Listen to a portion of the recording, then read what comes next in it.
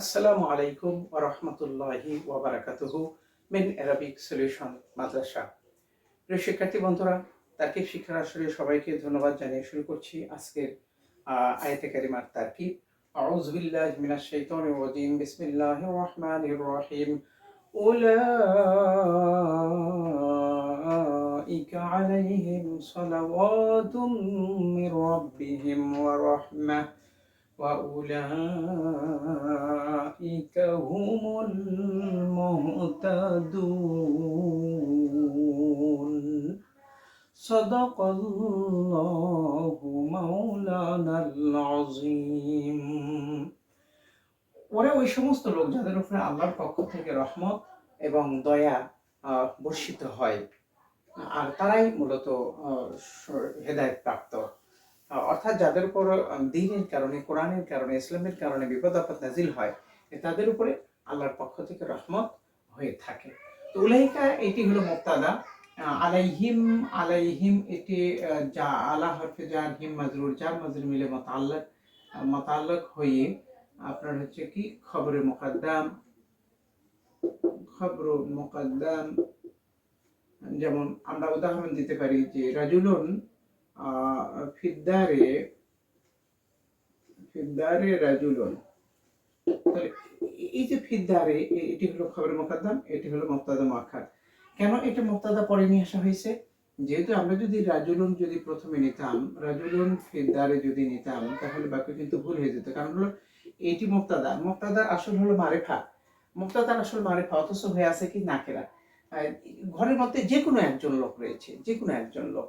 তাহলে এখানে কিন্তু এই সলাওয়াতুন এটাও কিন্তু একটা নাকেরা, কারণ আলিফ লাম যুক্ত নাই। এটা কোন প্রকারের দয়া রহমত সেটা কিন্তু অনির্দিষ্ট রয়েছে। অতএব এটি খবর মুকদ্দাম হয়েছে।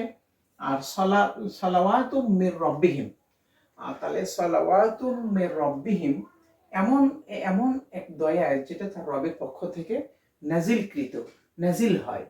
তাহলে সালাওয়াতুন মুনাজ্জালাতুম মির রব্বিহিম, তাহলে সালাওয়াতুনটি হলো মাউসুফ, জি। আর এখানে মুনাজ্জালাতুনটি হলো জার, মিন হরফে জার, রব্বু মুদাফ, হিম মুদাফ ইলাইহি, মুদাফ মুদাফ ইলাইহি মিলে মিন হরফে জার মাজরুর, জার মাজরুর মিলে মুতাআল্লাক, জি। মুতাআল্লাকটা কার সাথে? সেবা ফেলের সাথে, মুনাজ্জালাতুন সেবা ফেলের সাথে। এখন মুনাজ্জালাতুন সেবা ফেল, ফাইল এবং মুতাআল্লিক মিলে শিবহে জুমলা হয়ে আপনার হলো কি এই মাউসুফের, যে মাউসুফের সিফাত, যে মাউসুফ এবং সিফাত মিলিয়ে আমাদের কি মাতুফ আলাইহি, মাতুফ আলাইহি। আর ওয়াটে হরফে আতফে রাহমাতুনটা হলো মাতুফ, জি মাতুফ।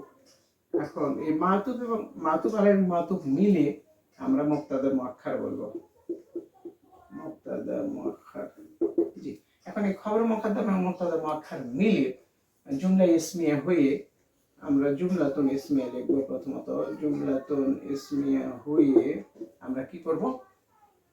এই যে উলাইকা যে মুবতাদা ধরেছি সেই মুবতাদের খবর বলবো, জি। এখন এই উলাইকা মুবতাদা এবং খবর মিলে জুমলাতুন ইসমিয়া, মাশাআল্লাহ।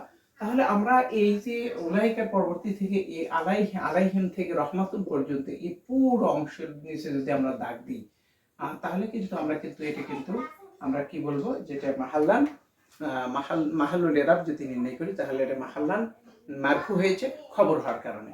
কারণ এই যে আমরা সর্বশেষে একটা খবর নির্ধারণ করেছি, আমরা জানি যে খবরে ইরাব কি হয়ে থাকে? পেশ হয়ে থাকে। পুরুষ শব্দ যখন মুফরাদ হয়ে থাকে তখন ওহার ইরাবটা শেষে থাকলে বোঝা যায়। কিন্তু এখানে উলাইকা মুবতাদা আর আলাইহিম সালাওয়াতুম মির রাব্বিহিম রাহমা, এই পুরো সব মিলে খবর হলো। তাহলে এই খবরের যে ইরাবটা, যে পেশ যেটা হয়েছে, সেটা আমরা কোথায় দেব? অর্থাৎ সেই পুরো অংশের উপরই ওই ইরাবটা, ওই পেশটা পতিত হয়েছে বলে আমাদের ধরে নিতে হবে। এটি হলো মাহাল্লুল ইরাব নির্ণয়। আর আরবিতে মাহাল্লুল ইরাব নির্ণয় না করলে, ইরাব না জানলে আমরা ভালো কিছু করতে পারবো না, এটা আমাদের দ্বারা সম্ভব হবে না। এবং এটা আমরা আনারেই থেকে যাব, আমরা আসলে আনারেই থেকে যাব, আমরা এক্সপার্ট হতে পারবো না, আমরা মাহির হতে পারবো না। তো প্রিয় শিক্ষার্থী বন্ধুরা, আমরা এই পর্যন্ত তাকিদ করে দিলাম। এখন ওয়া উলাইকা হুমুল মুহতাদুন, উলাইকা হুমুল মুহতাদুন, ওরাই আল্লাহর পক্ষ থেকে ওরাই হেদায়েত প্রাপ্ত, ওরাই মূলত হেদায়েত প্রাপ্ত। তাহলে উলাইকা হুমুল মুহতাদুন, আমরা এটা তারকিবটা আসলে কিভাবে করি? আমরা তারকিবটা করব যে উলাইকা এটা হলো মুবতাদা, আর হুমটি হুমটি জি হুমটি হলো মুবতাদা, আর মুহতাদুনটি হলো খবর।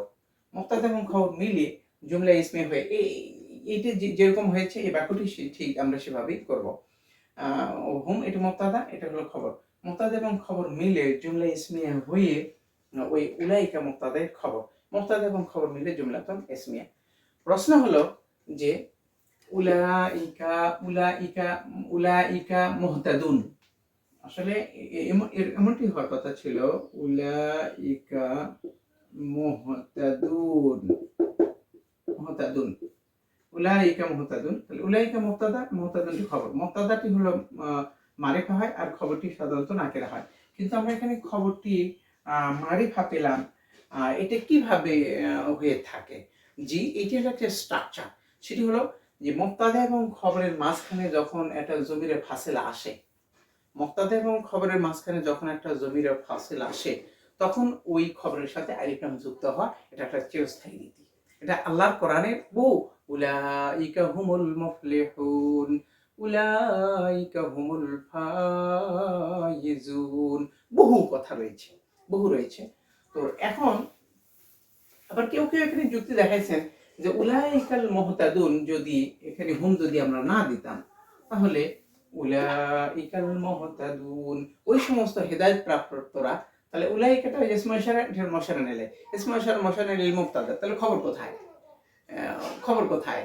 অর্থাৎ এইটি এবং এইটির মাঝখানে উলাইকা যে মুবতাদা আর মুহতাদুন যে খবর, সেইটি বোঝানোর জন্য খবর সেটি বোঝানোর জন্য আমরা এখানে মাঝখানে একটি হুম নিয়ে এসেছি, হুম নিয়ে এসেছি।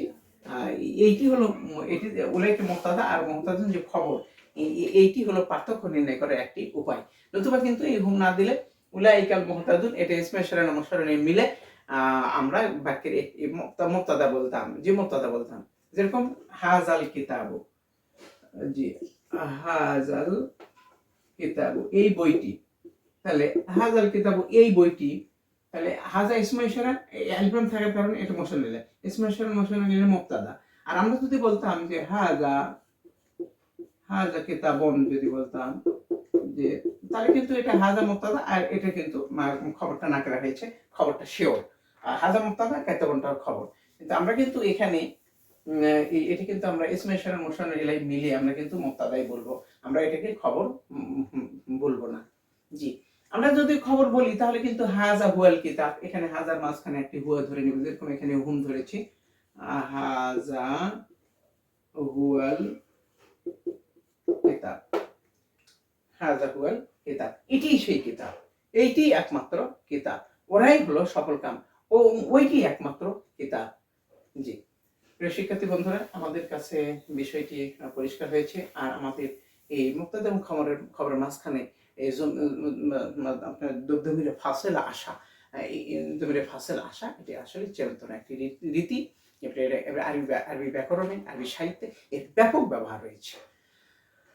প্রিয় শিক্ষার্থী বন্ধুরা, আজকে আর নয়, সামনেতে আবার ইনশাআল্লাহ দেখা হবে, কথা হবে, এই প্রত্যাশায় আজকের মতো এখানে বিদায় নিচ্ছি। আসসালামু আলাইকুম ওয়া রাহমাতুল্লাহি ওয়া বারাকাতুহু।